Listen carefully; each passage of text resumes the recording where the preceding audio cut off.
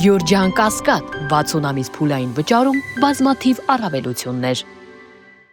Ըստ էության ամփոփելով իմ գործընկերների կողմից արդեն իսկ ներկայացված այդ իրավական գործընթացը,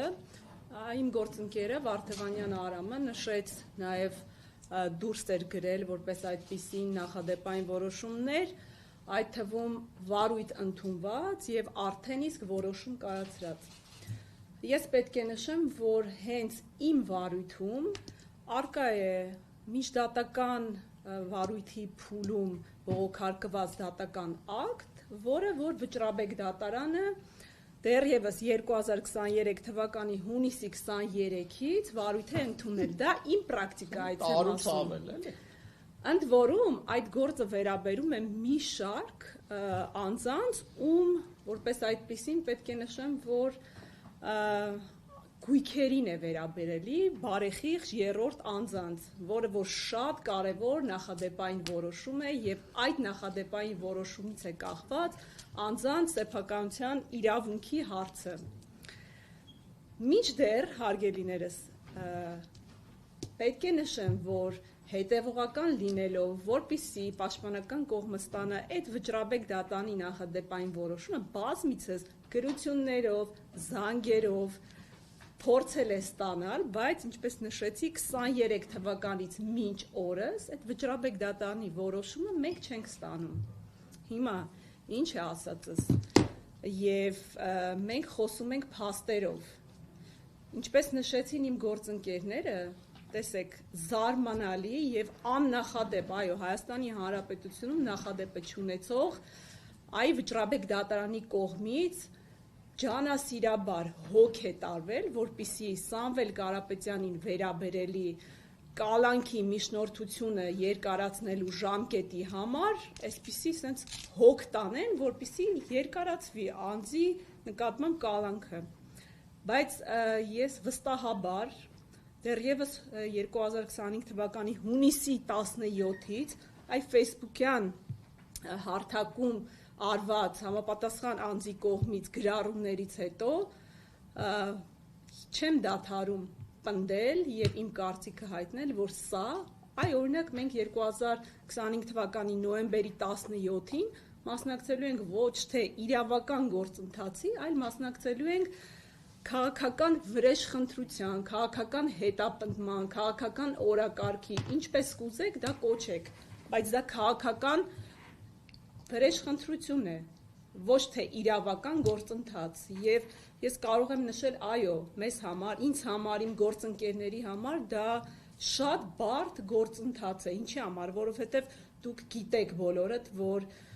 բազմաթիվ քաղաքացիներ գալիս են, որպեսզի տեսնեն այ արդարադատություն, բայց ցավոք սրտի ես եւ իմ գործընկերները չենք կարողանում դա ապահովել, քանի որ մենք չենք մասնակցում իրավական process-ի։ Եվ պետք է նշեմ, դա է պատճառը, որ բոլոր դատական նիստերին, ինչը որ նաեւ օրենքը չի խոչընդոտում, չի արգելում, միջնորդություն է ներկայացնում ենք հաճախ, որպեսզի դրմբաց դատական նիստ լինի, որպեսզի մեր ասելիքը չթվա զուտ ասում ենք, որպեսզի հասարակությանը կամ այլ անձանց ինչ-որ բան համոզենք, որպեսզի դրմբաց դատական նիստում այդ ամեն ինչը տեսանելի լինի, որ չկա, գոյություն չունի իրավաբանություն էստեղ։ Եվ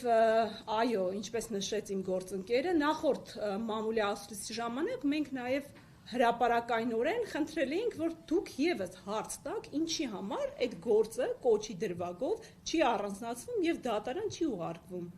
Պարզ է ինչի համար չի ուղարկվում, որովհետև չունենք այդտեղ ոչ մի հանցակազմ եւ այստեղ ցավալիորեն կատարվել է ապօրինություն եւ ի սկզբանե կատարվում է ցավոք սրտի նաեւ այդ ապօրինությունները կատարողներին սատարողներն են լինում, քանի որ ապօրինությունները մեկ անձով չի լինում, դա շղթայական օղակ է։ Եվ ինչ եմ ես խնդրում, կոչ անում, որպեսզի ի վերջո հասկանալով մեր հարգելի արդարադատություն իրականացնող անձանց խնդրում եմ, կոչ եմ անում, որպեսզի դադարեցնեն այդ ապօրինությունները, որովհետև մենք արդեն հասել ենք իրավական պետության կազմալուծման գործընթացին։ Այո, մեր երկրում վերջին, կարող եմ ասել 6 ամսվա ընթացքում չի եղել նման բացառիկ իրավական գործընթացներ եւ խոսել այն մասին, որ այո, Սամվել Կարապետյանը հայտնի հայ առաքելական եկեղեցու սատարելով, Էջմիածնին սատարելով եւ Էջմիածինը մեր ազգային գոյության խարիսխն է եւ արդյոք անձինք, ովքեր կատարում են ապօրինություններ, դրանց սատարողները միգուցե չեն կարծում, որ ի վերջո այս մարդը սատարում է այն կառույցը, որտեղ ուրախություններ են տեղի ունենում, լավ, ուրախությունները թողնում ենք մի կողմ, յուրաքանչյուրս կարծում եմ, երբ որ ունենում ենք հոգևոր ընկճվածություն, գոնե օգտվում ենք այդ կառույցներից, իսկ այդ անձը Սամվել Կարապետյանը սատարել է ընդամենը եկեղեցուն։ Այսքանը պատվարժան հարգելի ներկաներ։